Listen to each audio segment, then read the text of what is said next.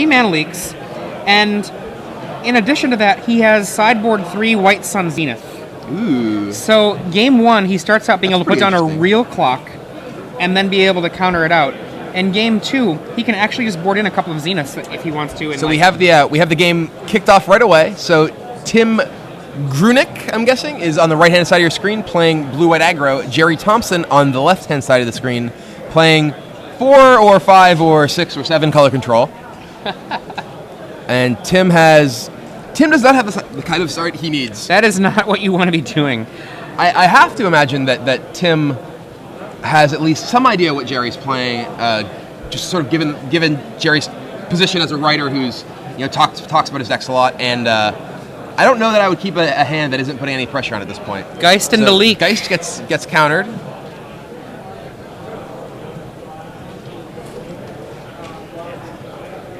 And another Geist comes down.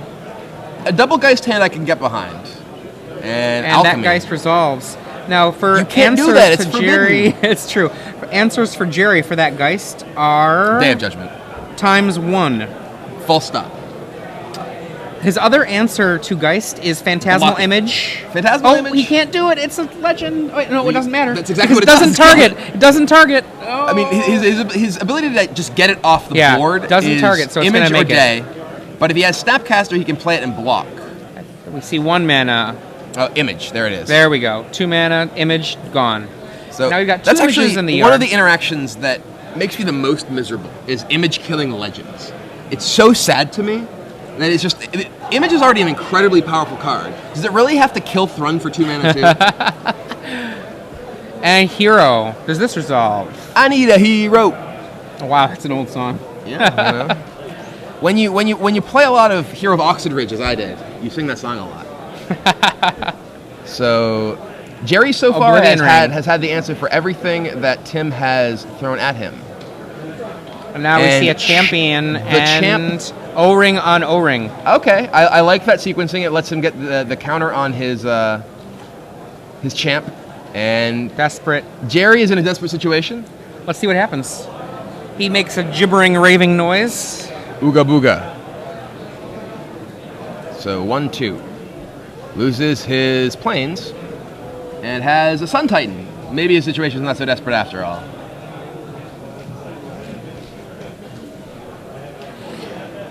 Did we see a Fiend Hunter in Tim's hand? I don't recall.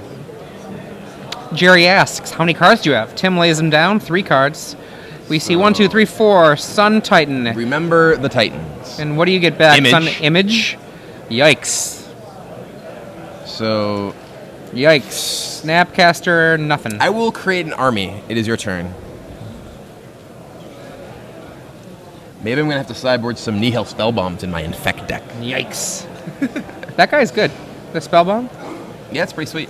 What do you have in there? Let me look. Anything else? Land? That's pretty good. Okay. An amulet? Uh-oh. Traveler's Amulet If that amulet comes back, this game could just be over. Is that a... It looks like a Lawkeeper and a... Oblivion Ring. So he's gonna the champion. That's a mandatory ability or a mandatory thing. So O-ring on the real Sun Titan. Slim Shady. Yep. So, well, Tim may not be in the worst shape if Gerry doesn't really have anything to follow this up. Right. I think I see land in Gerry's hand. Well, he does have a Ravings in his yard, so he can go digging regardless of what he has. That Lawkeeper can take care of the Image copy of the Titan. So. There certainly are worse positions Tim could be in, like not having that Lawkeeper, for instance. So here we go. Desperate Ravings. What you got? Okay. 5 cards or 6 cards? And a land. How lucky. Which is not unreasonable given all the land that was there. That looks like another Oblivion Ring. Wow, are we going to have an O-ring fight? I believe we may. I mean, it's possible that he just Oblivion Rings the Tapper. No, probably wants his real Sun Titan back. If he O-rings the Tapper, then his Image is safe, at least for now. But if Tim has anything that possibly targets it, he'll lose it. So you probably want to O-ring. Attacks with the Titan. what he's looking for here is to see if Tim's willing to try and trade. And then he lays a Ghost Quarter. Maybe it was not an Oblivion Ring. And says go. Now the Lawkeeper can at will kill that Titan. Which it's going to do right now. Nothing that Gerry can do to save that.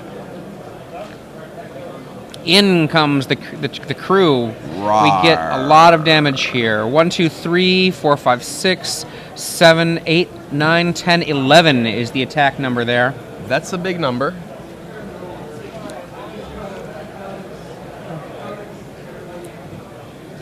Hero Bladehold usually wins the game when he attacks. Yeah. But I don't know about this right here. Gerry, I can't really tell what Gerry has in his hand. Is that he has a white card? Maybe it's Timely Reinforcements. Is his white card? He does have one main deck Timely Reinforcements.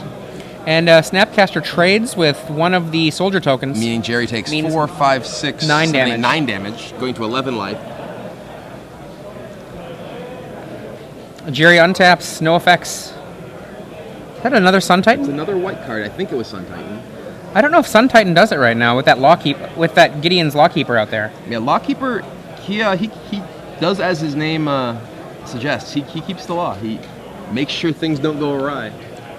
Pacifism. That's probably what it was. Okay. Well, that's gonna keep things at least under control a bit. And we get 1/1 Flying Spirit from Tim. And while he's tapped out, then we see Gerry with the Alchemy. And a bunch of stuff that's not exciting. Land. A gut shot, a Ravings. Tim can attack here for 1, 2, 3, 6 damage. Assuming nothing else happens. Honor the Peer would make it 10 damage. And double Honor the Peer would make it dead. Yes. I see a Fiend Hunter land, it looked like to me. And he lays another champ to build up the first champ. You can Fiend Hunter. That's for 7 damage. He could have Fiend Huntered his hero, which would leave him safe from Day of Judgment. That would have been exciting. And do 1 more damage, but given that he has a Gideon's Lawkeeper in play, he's basically safe from a big creature unless his Lawkeeper dies. Timely Reinforcements, is that what we thought that might be? I don't know. I see a Ravings and I think a Sun Titan. But Sun Titan doesn't do it. Sun Titan gets Phantasmal Image, gets... Yeah, but Phantasmal Image doesn't really do anything against that Gideon's Lawkeeper. The well, Lawkeeper it does tie up one of the taps of the Lawkeeper. Right, but it's certainly not an impressive effect. He needs something more. I mean, he goes Court of the Moorland Haunt. Okay.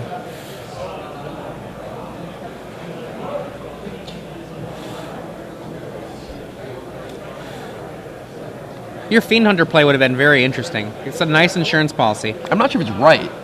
6 mana. I think we're going to see that Sun Titan. Yeah, it looks like Titan's coming down. Oh, yep, 6. There we are. I mean, the thing about a Sun Titan is maybe he can just be like Ooga Booga, and try to scare Tim from actually doing the things he should do, which is toss away some cards and get the damage in. Generally, if my opponent says Ooga Booga, I just start making mistakes left and right. It's true. Oh, was there an O-ring go to the yard? I don't think so. I thought I saw an O-ring, but it may have been in that flashback Alchemy.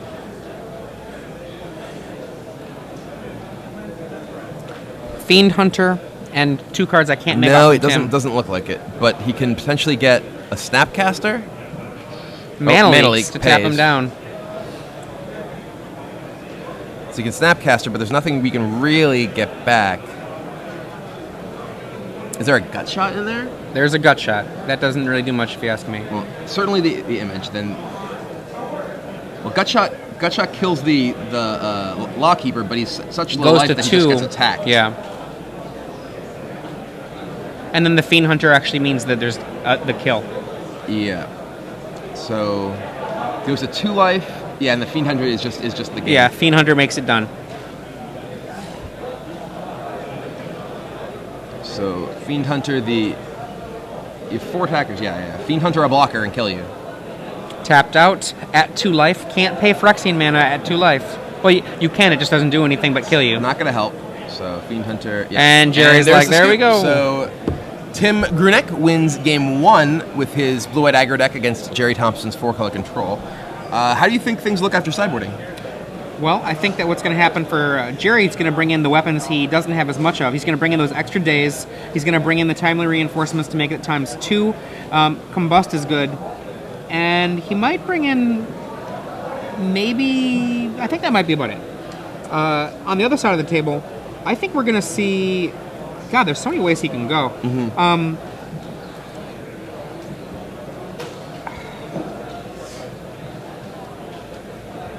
I gotta think for a second. So he's fighting against... Well, what cards do you think come out first? There we go. What do you think the weakest cards That's are? an easier question.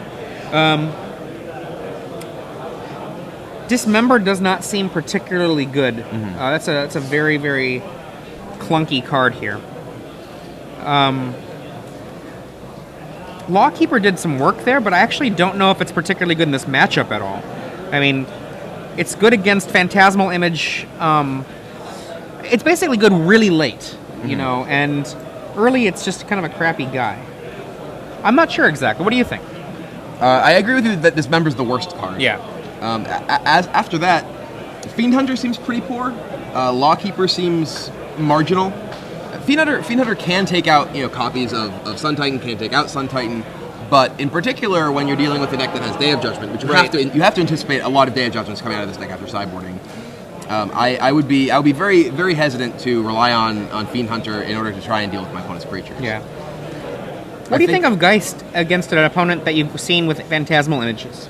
Geist is awesome. I like Geist too. Yeah, I think Geist is the kind of card that you want in this matchup. Like game 1, if Gerry hadn't had that image, he was just dead. Yeah. So I mean, I think that Geist is one of your best cards here. It asks a crazily powerful question. So I actually, the more I think about it, the more I'm not sure about my initial gut of White Sun Zenith being awesome here, because he doesn't have very much mana.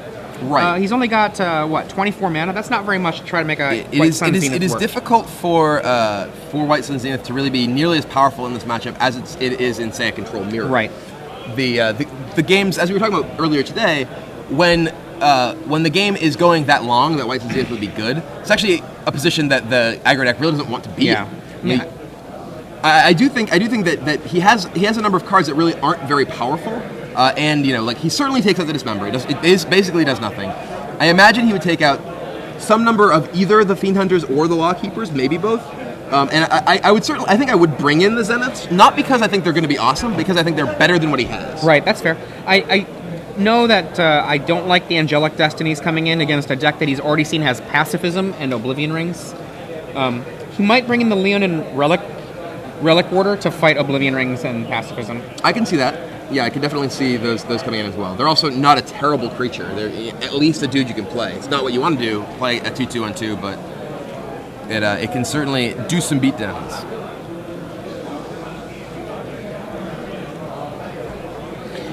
And I think we have our opening hands.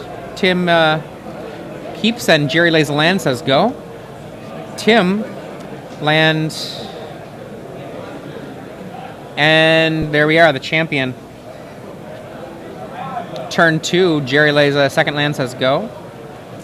I think I see a Timely in his hand. I'm not 100% sure of that. Second land for Tim. The champ is here. Not nearly as exciting as Etch Champion, the true champ in my opinion, but he is still here. The true champion. The champ is actually Josh Wagner from U.S. National Champion 2002. We see a Gideon's Lawkeeper. I think the scariest champ I've ever played against was Auriok Champion. That was quite the champ in the appropriate context.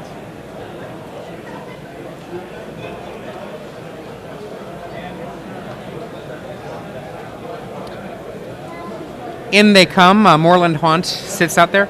And we see a Alchemy, which gets mana leaked. I do not know how I feel about mana leaking that Alchemy there, honestly. That's not what you usually want to use that for. You want to use it to protect things that stop your clock. Right. I definitely agree with you. I think that... Well, I mean, I can't see Tim's hand. I think that, generally speaking, this is a matchup where you want your mana leak to be stopping, Day of Judgment. Yeah, stop the thing that... stopping something that's what aggro control deck does. It doesn't care about, like, the waggling around of cards in a deck. What it cares about is, are you going to stop me from killing you? Well, I don't want that to happen. I mean, if for instance Gerry was clearly tight on mana and was digging for something, I can certainly see it. But as Gerry hasn't missed any land drops yet, and Ravings makes him discard a land. So it was on an island, I believe. Okay. Gerry lays his 4th land, says go. Oh, okay. That was a main phase, turn 4. Yeah. Mm-hmm. Even then, I think I let it go. No, that wasn't. Oh, that was the Ravings. My bad. Yeah, my bad. The Forbidden Alchemy was end step, and then he main phase Ravings. Main phase Ravings. There we go. Thank you. In they come. Plays a Geist. So I mean, he's really all in. If this is the line of play he's going to take, then I would certainly agree with mana leaking just to try and prevent Gerry from finding the Day of Judgment. But he's dealing damage in reasonable chunks already. I don't think he really needs to put himself in a position where he's just tapping down and getting Dayed. Now we got 5 mana from Gerry. And Phantasmal Image? Oblivion Ring? I'm guessing that's an it's flashback. Now that's dangerous. Gerry is in trouble. Pacifism. He needs a pacifism now. Yeah, pacifism or Oblivion Ring is certainly what he would optimally like to see here. So away goes another land. The card that he had spewed onto the table while shuffling. And says go 3, 5, 7 damage. This is the traditional Hero of Bladehold clock. Boom. Go to 5. Should this work? Anyway, go to 5. Yep. End of the turn, Desperate Ravings. Gutshot a token. Well, it prevents 2 damage. 2 damage. Okay, so he goes to 7 life. He's still dead if that hero attacks again. But that is a better position than just dead. Draw as a ponder. Oh, Elish Norn. Oh, Doctor. Tim has Oblivion Ring in his hand, unfortunately for Gerry. And he's just going to O-ring that and kill him.